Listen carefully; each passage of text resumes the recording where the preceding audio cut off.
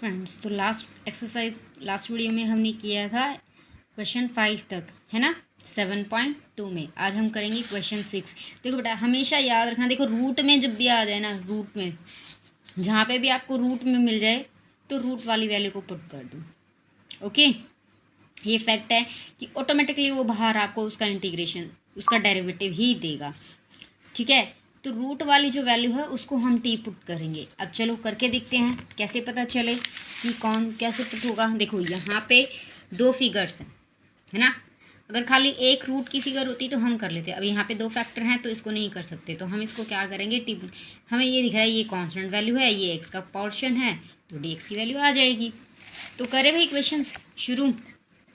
तो ये देखिए, लेट, पहला हमारा यही होता है हमेशा, लेट आई, इंटीग्रेशन का साइन लगाएंगे और पीछे डी एक्स की वैल्यू लिखेंगे क्वेश्चन लिखने के बाद। फिर मैंने अभी तुम्हें बताया रूट में जो भी वैल्यू है उसको टी पुट कर लो, अगर दो फैक्टर्स हैं तो। ठीक है, जैसे इसको टी पुट करोगे आप differentiate with respect to x करना है, हमें पता है।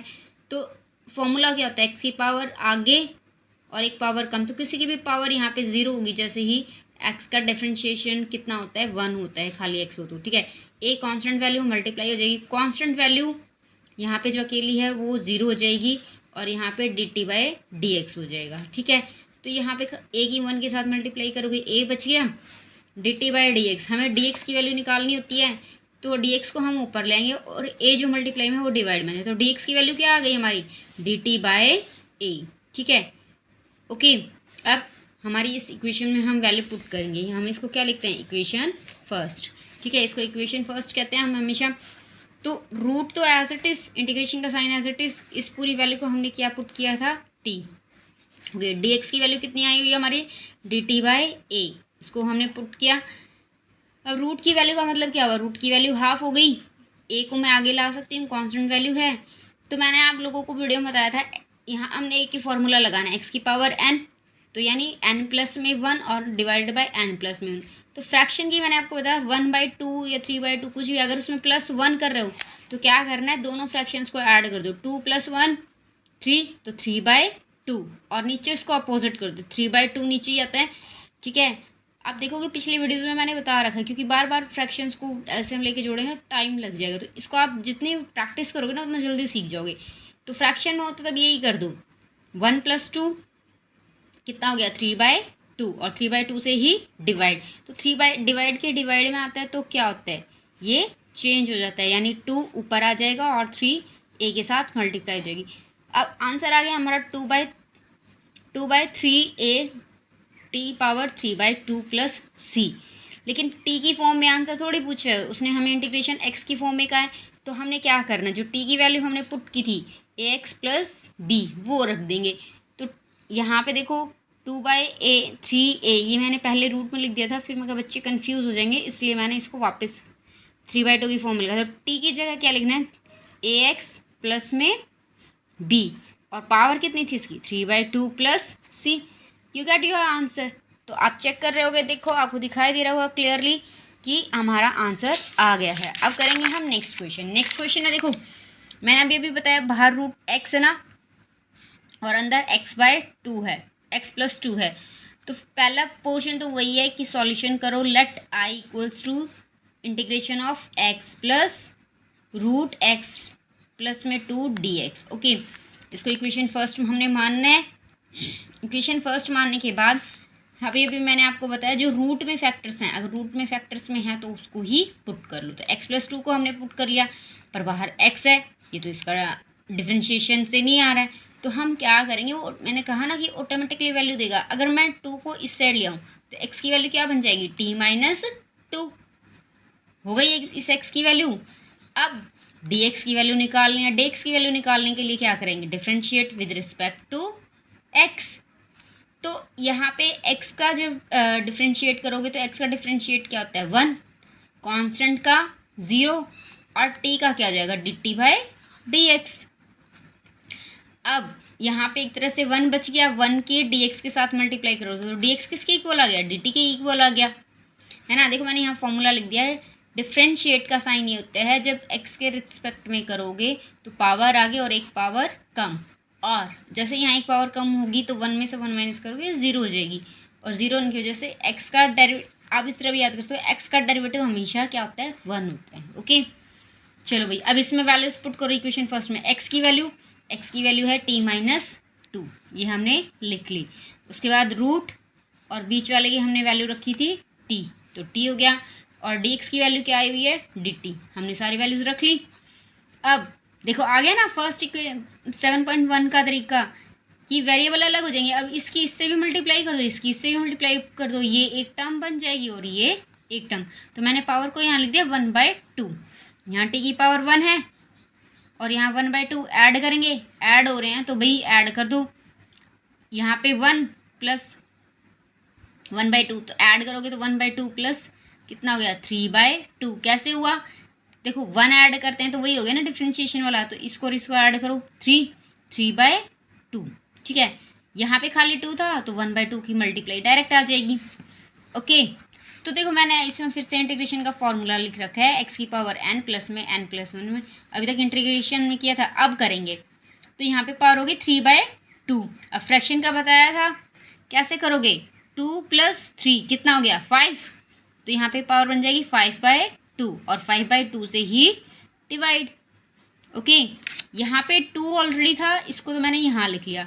अब 1/2 को ऐड करोगे तो कितना बनेगा, 2 + 1 3, तो ये बन गया 3/2 और 3/2 से ही डिवाइड प्लस c। अब इसमें हमने इसको इंटीग्रेट कर दिया है, लेकिन क्या है हमारा आंसर, टी की फॉर्म में नहीं है ना। तो पहले तो देखो डिवाइड में हर बार बताया, डिवाइड में तो जो नीचे वाला होता है वो रेसिप्रोकल हो जाता है, यानी ये बन जाएगा तुम्हारा 2/5 और 5 की पावर 5/2। ऐसे ही ये रेसिप्रोकल होगा तो 2 ऊपर चला जाएगा, 2 की 2 से मल्टीप्लाई हो जाएगी और 3 नीचे। ठीक है, और पावर बन गई 3/2 प्लस c। ओके फिर आप देखोगे कि हमने आंसर किसकी फॉर्म में देना है, एक्स की फॉर्म में। अब हमने टी किसको पुट किया था, ये देखो भाई, टी को हमने पुट किया था x+2 को, तो टी की जगह हमने क्या लिखना है अपनी इसमें, x+2 है ना। तो यहाँ पावर 5/2 थी तो यहाँ पावर 5/2 कर दी, -4/3, यहाँ पावर कितनी थी 3/2, तो x+2 की पावर कितनी हो जाएगी, 3/2 plus c, and you get your answer. तो इजी था। तो मैंने कहा ना कि स्टेप वाइज जब आप करोगे ना ऑटोमेटिकली आपको क्वेश्चंस आएंगे। अब आ जाओ आगे वाले में।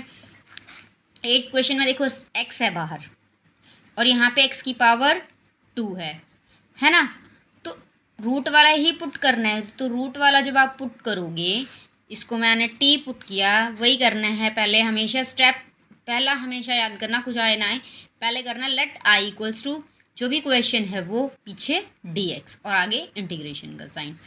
अब हमने पुट किया तो ये हो गया आपका 1 प्लस में 2x² plus equals to t। अब डिफ्रेंशिएट करके देख लो, डिफ्रेंशिएट किया मैंने, ये आ गया 0, यहाँ से आ गया इसकी और इसकी मल्टीप्लाई हो जाएगी पावर की, क्योंकि n पावर आगे आएगी और एक पावर कम लिखनी है, तो पावर आगे आएगी तो 4 है, 2 2 ज़ा 4 और एक पावर कम लिखो, 2 में से एक कम करेंगे तो 1 और इक्वल टू dt/dx। अब ये तो 0 हो गया, dx यहाँ मल्टीप्लाई हो जाएगा, x dx, यहाँ पे 4 तो है ही नहीं, तो हम क्या करेंगे 4 को इधर ले आएंगे डिवाइड, तो x और dx की वैल्यू मिलके क्या बन गई dt/4। अब पहले क्वेश्चन में हमने वैल्यू रखनी है, x dx की वैल्यू तो आ चुकी है हमारी dt/4, पहले यही लिख लिया मैंने। आगे क्या है रूट, तो रूट लिख दिया और इसको हमने माना पूरे को t, तो ये मैंने t लिख दिया। ठीक है, जैसे ही आपने t लिखा यहाँ पे क्या बनेगी पावर हाफ हो गई है, तो ये तो कांस्टेंट वैल्यू है, 4 आगे आ जाएगा, t की पावर हाफ हो गई। भाई एक ही फॉर्मूला सिखा रखा है, x की पावर n है तो n प्लस में 1 अपॉन में n प्लस में 1। ठीक है, तो फ्रैक्शन का ऐड करना भी सिखा रखा है, दोनों को ऐड करेंगे 3 और बाय में 2 और इसी से नीचे डिवाइड 3/2, तो ये 2 डिवाइड में ये ऊपर आएगा और 4 मल्टीप्लाई में आएगा, तो 2 से 2 2 ज़ा 4, 2 1 ज़ा 2, ये कट जाएंगे।